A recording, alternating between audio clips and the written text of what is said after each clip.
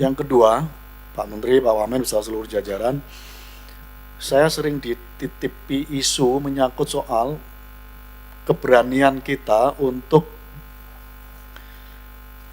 memastikan para pemudik yang menggunakan sepeda motor yang dalam temuan kita dari penyelenggaraan lebaran, angkutan lebaran, yang hampir 50% kecelakaan diakibatkan dari pengguna sepeda motor ini, saya mohon dikaji ulang ini. Apakah mungkin tahun ini diterapkan untuk tidak diperbolehkan menggunakan sepeda motor untuk mudik lebaran, terutama yang lintas provinsi. Ini mohon bisa dikaji, karena ini memastikan kita untuk mengurangi tingkat kecelakaan yang hampir dari lebaran ke lebaran cukup tinggi sekali, termasuk isu menyangkut soal readiness kriterianya yang belum terpenuhi tahun 2025, saya kira bisa didorong pada tahun 2026 ini.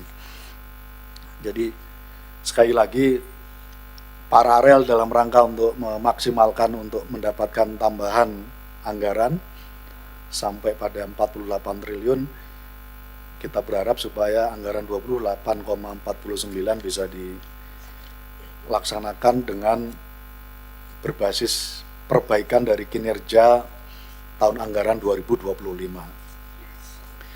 Yang ketiga, Pak Menteri, Pak Wamen, beserta seluruh jajaran Kemenhub yang saya banggakan, menyangkut soal persiapan lebaran. Jadi kalau hari ini saya kira tepat, masih ada waktu untuk kita maksimalkan berbagai kinerja kita.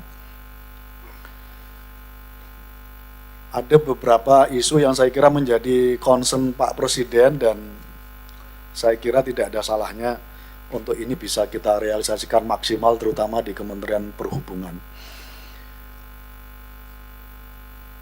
Memasuki bulan Ramadan, Pak Presiden minta supaya seluruh kebutuhan pokok bisa turun, dan instruksi yang sama saya kira hampir bisa dipastikan Pak Presiden juga concern dari tahun sebelumnya, meminta supaya harga tiket terutama pesawat bisa diturunkan maksimal, Pak Menteri. Nah, karena itu kita sangat berharap 1 bulan ini bisa menjadi momentum untuk konsolidasi, terutama dengan Kementerian Keuangan. Ada 4 item yang menjadi beban Kementerian Keuangan yang selama ini susah dinegosiasi,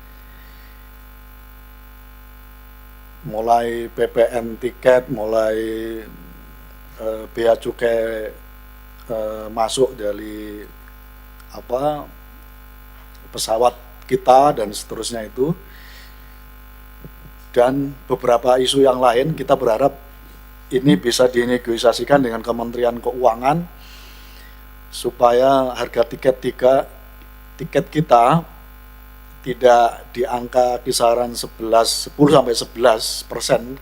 penurunannya. Kita sangat berharap 4 item yang menjadi kewenangan Kementerian Keuangan ini kalau dikurangi semoga bisa sampai 20% harga tiket kita bisa diturunkan. Dan kalau ini terjadi, saya kira ini menjadi hadiah, Pak Menteri, bagi masyarakat kita, terutama dalam untuk merayakan hari raya Lebaran, di mana harga tiket bisa turun secara drastis, paling tidak 20%.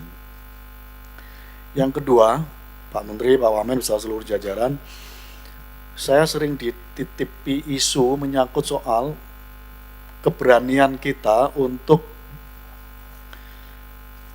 memastikan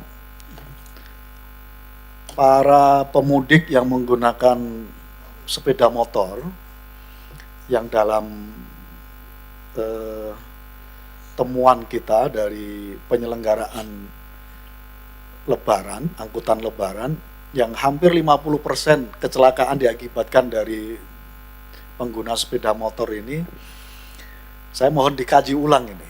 Apakah mungkin tahun ini diterapkan untuk tidak diperbolehkan menggunakan sepeda motor untuk mudik lebaran, terutama yang lintas provinsi.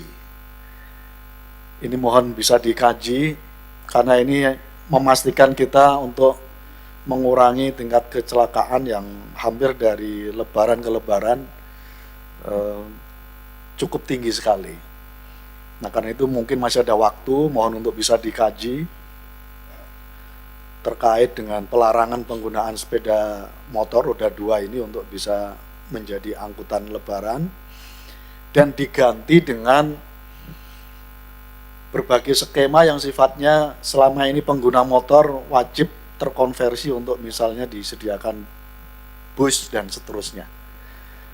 Saya tidak tahu kebutuhannya berapa, tapi kelihatannya Pak Menteri, kelihatannya ini mungkin bisa dimaksimalkan untuk berkoordinasi lintas kementerian, lintas lembaga, lintas sektor, supaya kebutuhan masyarakat yang tadinya menggunakan sepeda motor ini bisa dikonversi untuk difasilitasi pemerintah melalui angkutan lebaran yang lebih aman. Saya kira itu beberapa hal Pak Menteri yang ingin kami sampaikan. Pak Robert, terima kasih, dan langsung mohon izin ini karena saya harus menggantikan Pak Ketua. Terima kasih Pak Menteri, Pak Wamen, dan semuanya.